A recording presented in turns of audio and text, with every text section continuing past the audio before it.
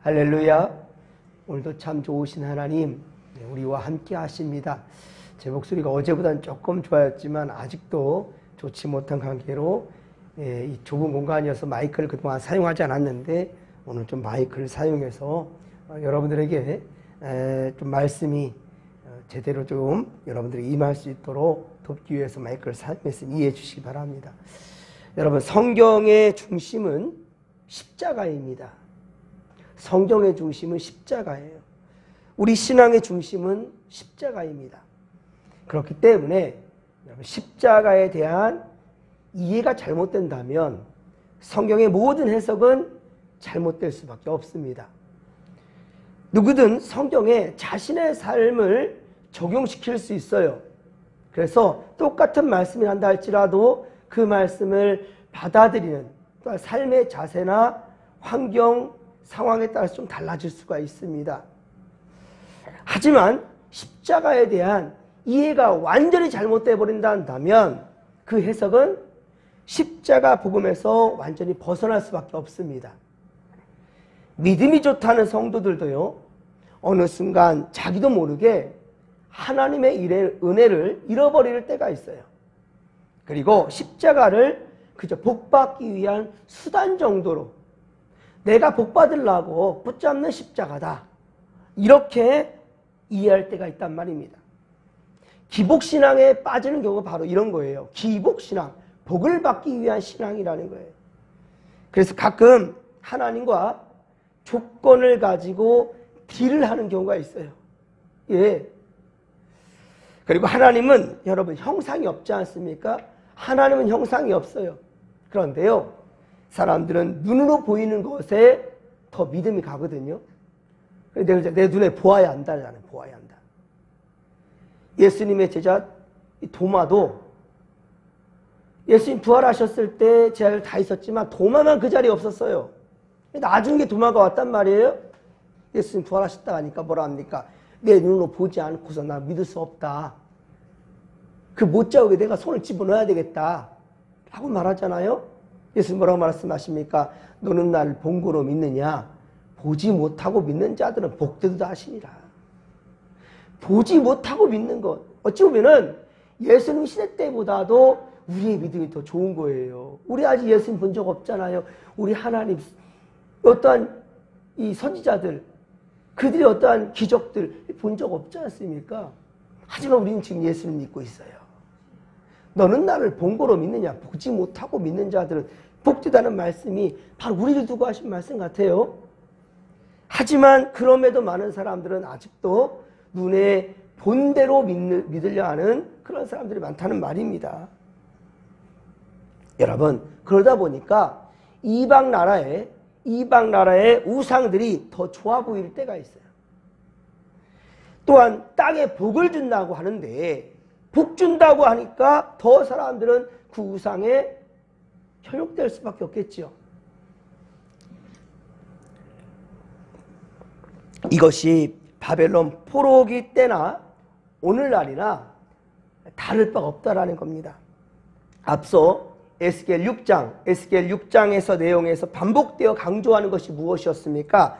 내가 여호와인 줄을 알리라. 내가 여호와인 줄을 너희가 알리라 라는 말씀이 계속 반복되었어요.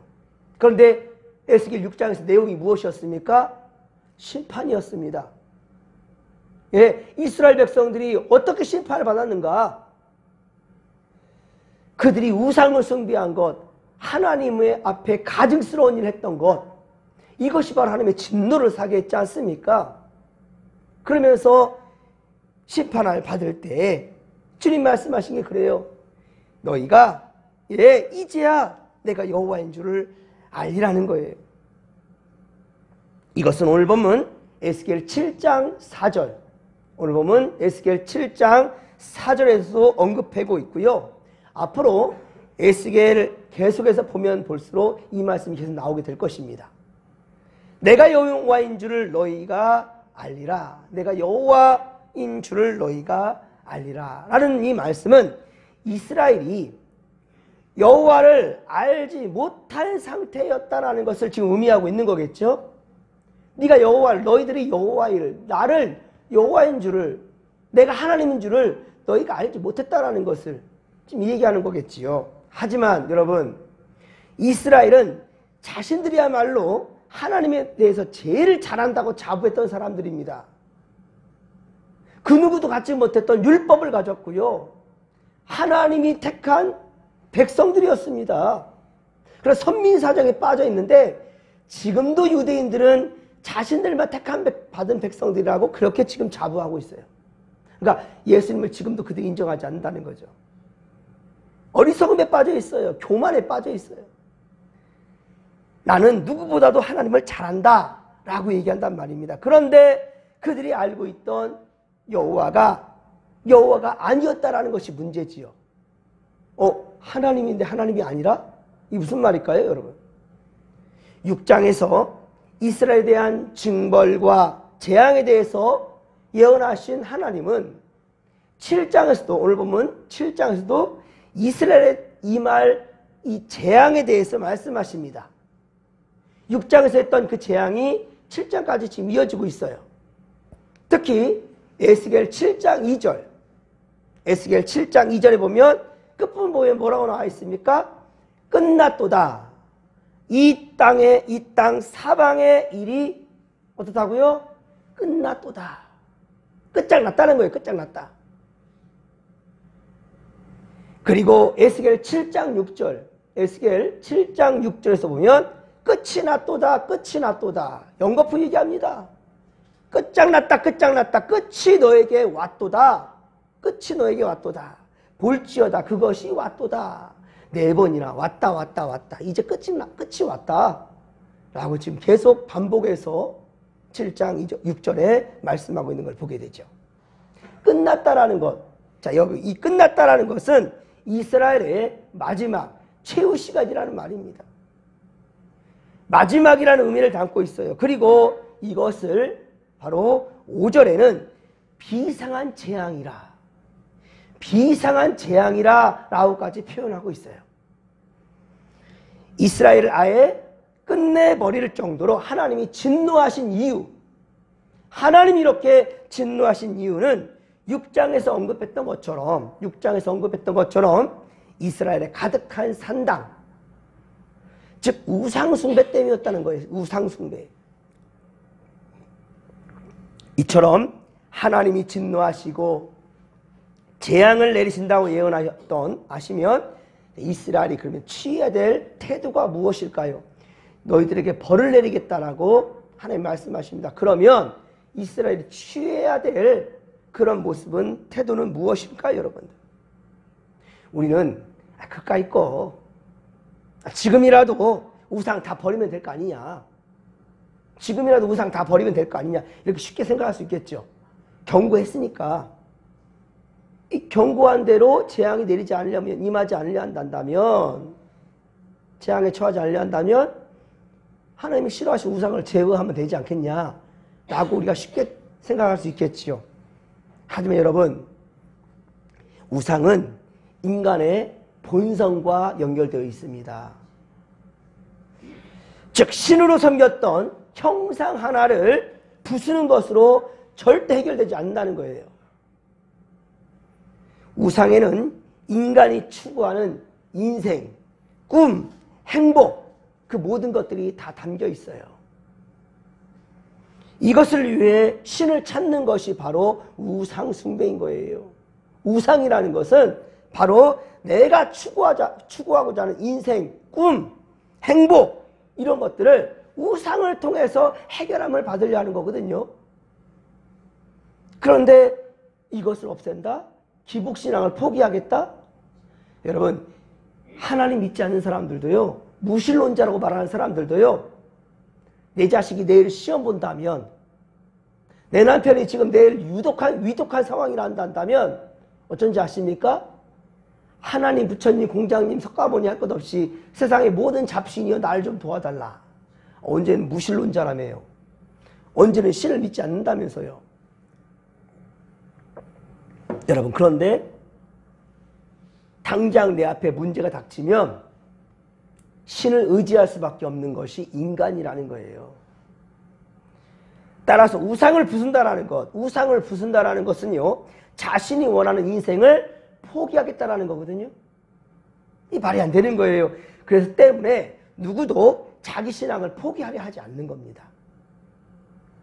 그런데 하나님을 믿는 우리도 인생의 시작부터 끝까지 하나님을 위한 내가 아니라 어때요? 나를 위한 하나님. 내가 하나님을 위하는 것이 아니라 나를 위한 하나님. 나를 위해 일하시는 하나님. 나를 위해 필요한 많은 신들 중에 하나. 이렇게 하나님을 믿고 그런 하나님의 말로 내게 참신이다 라고 고집 부리는 거 아닙니까? 예수 잘 믿는다고 말하는 사람들도 사실은 이럴 때가 많다는 거예요. 4절과 9절에 보면 내가 너를 불쌍히 여기지 아니하며 긍휼히 여기지도 아니하고 내 행위대로 너를 벌하여 내 가증한 일이 너희 중에 나타내게 하리니 내가 여호와인 줄을 너희가 알리라 라고 또 말씀하고 있습니다. 그런데 여러분, 사실 불쌍히 여기지 아니하고 긍휼히 여기지 아니한다라는 것은 지금까지 하나님께서 긍휼히 여기셨다라는 거예요? 여기지 아니하셨다라는 거예요? 내가 불쌍히 여기지 아니하고 긍휼히 여기지 아니하리라. 내가 이제부터는 너희에게 불쌍히 여기지 않을 거야 라고 말하는 것은 이제까지 불쌍히 여겨주셨다라는 거예요? 여겨주지 않았다라는 거예요? 이제까지는 여겨주셨다라는 말이죠. 그잖아요. 지금까지는 내가 너희들을 불쌍히 여겼고 긍휼히 여겨주셨다는 게 사랑 많이 했다는 거예요. 근데 너희들이 날 배신하니까 이제 나는 너희에게서 용서함, 긍휼함을 거두겠다라는 거죠. 또 진짜 여러분, 불쌍히 여기지도 않고 긍휼히도 여기지 아니한다면 굳이 이렇게 해서 에스겔을 그들에게 보내서 말하게 하지도 않을 것입니다. 그냥 멸망시키면 끝나는 거죠. 애써 에스겔을 통해서 이렇게 말한다는 것은 어떻습니까? 아직 거두고 싶지 않다라는 거죠. 너희들을 향한 징벌을 나는 원하지 않는다라는 것을 말씀하고자 에스겔을 택한 것이지요. 그렇습니다. 강한 부정은 강한 긍정인 겁니다.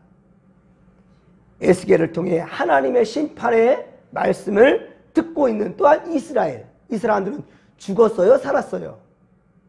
죽었어요? 살았어요? 살았습니다. 살았으니 이 말을 들을 수가 있는 거죠. 죽은 자들 앞에서는 여러분, 제가 아무리 말씀을 전해도 들을 수가 없어요. 죽은 다음에 예수를 믿겠다? 그럴 수 없습니다, 여러분. 살아있는 자가 예배할 수 있는 겁니다. 살아있는 자가 찬양할 수 있고요. 살아있는 자가 기도할 수 있는 겁니다, 여러분. 지금 이스라엘 백성들은 바벨론에 끌려와 있긴 하지만 그러나 아직 살아있어요. 살아있으니까 기회가 있고요. 이 기회 있을 때 하나님의 말씀을 들으라는 거예요. 그래서 에스겔을 택해 세워주신 겁니다.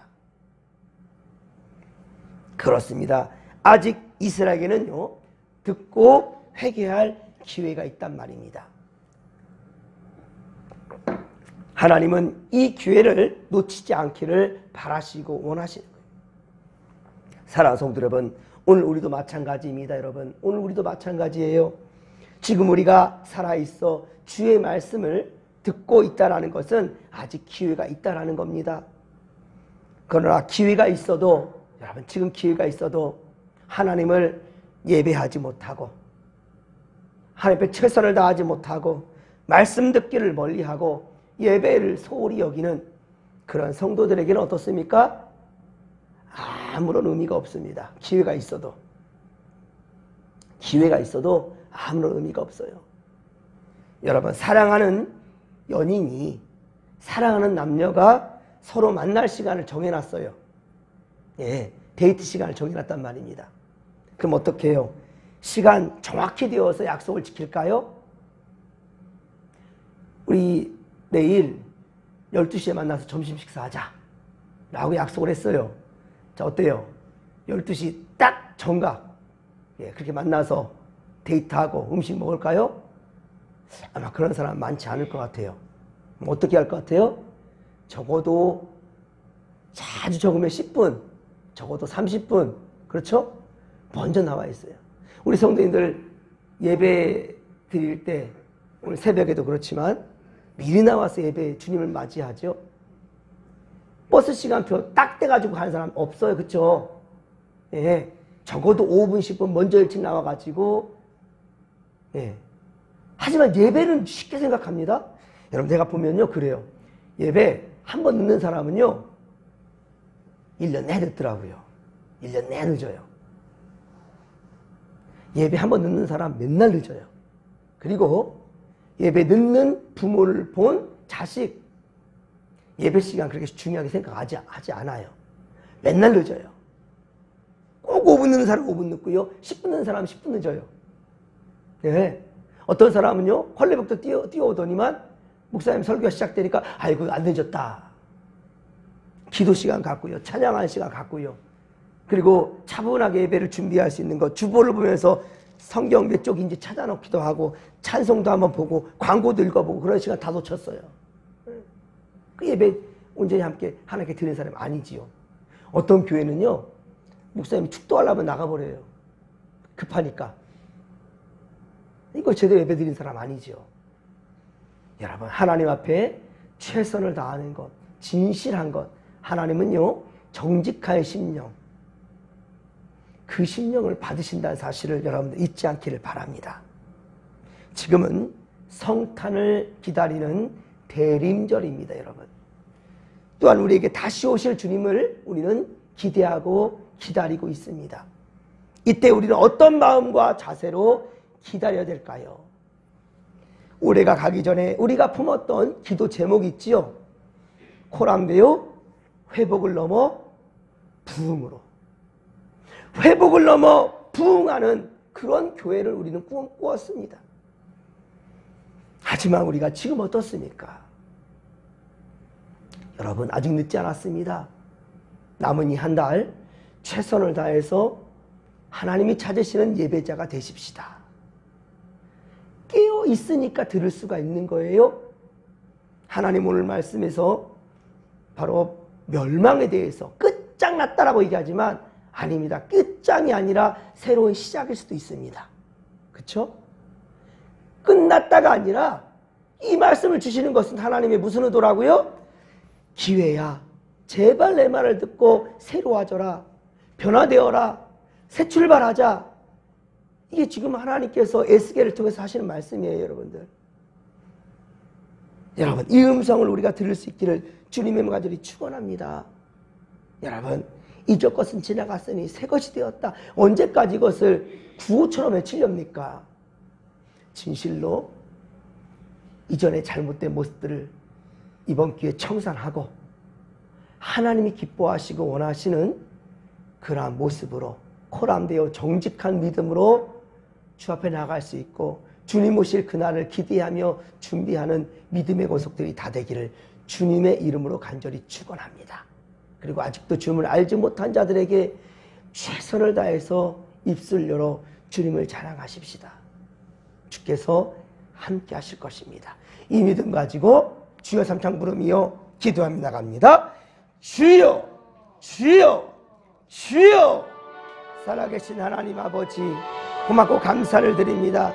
은혜 충만, 성령 충만, 말씀 충만으로 함께 하시고 하나님 아버지, 우리 비록 연약하고 어리석지만 눈에 보이는 것들을 쫓아가려 하지만 그때마다 성령님이여 우리에게 음성을 주시고 깨달음을 주시사 하나님 아버지 더욱더 예배의 자리, 하나님 말씀 듣기 즐겨하는 그 자리로 더욱더 한 걸음 나아갈 수 있도록 도와주시고 말씀을 들었사오니 아버지 우리의 삶이 변화되게 하시고 용기를 내어서 우리 아버지 세상으로 나아가 생명 살리는 주의 백성들이 다 되게 하여 주시옵길 원합니다. 주여 오늘도 우리와 함께하여 주옵소서. 함께하여 주옵소서.